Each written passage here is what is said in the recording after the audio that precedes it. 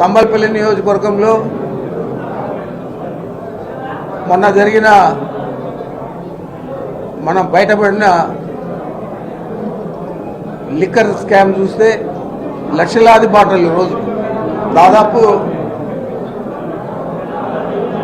ఒక షాప్లో 3 బాటలు మంచివైతే నకిలీది ఒక బాటలు ఉంటుంది. అంటే 25% ప్రభుత్వానికి వచ్చే ఆదాయాన్ని అంతా కూడా దోచేసుకొని దాదాపు 5,000 చిల్లర కోట్లు ఈ 14 నెలల్లో 15 నెలల్లో వారు సంపాదించడం జరిగింది.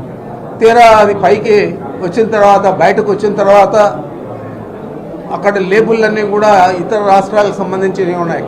తమిళనాడు, కర్ణాటక, తెలంగాణ ఇవన్నీ కూడా ఉన్నాయి. అక్కడ వాళ్లకు ఏదో ఈ లావాదేవీల్లో కుదరక ఇతర రాష్ట్రం వాళ్ళే ఈ స్కామ్ బయట పెట్టారు. మరి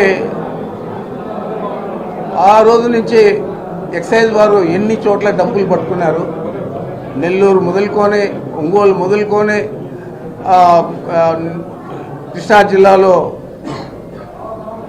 ఇబ్రహీంపట్నం మొదలుకొని, ఏలూరు, అనకాపల్లి అన్ని చోట్ల కూడా పెద్ద పెద్ద డంపులన్నీ కూడా బయట పెడితే వాటికి సారథ్యం వహిస్తూ ఉండే వాళ్ళందరూ కూడా తెలుగుదేశం పార్టీలో నాయకులు, అత్యంత సన్నిహితులు చంద్రబాబు నాయుడుకు వాళ్ళ కుమారుడికి.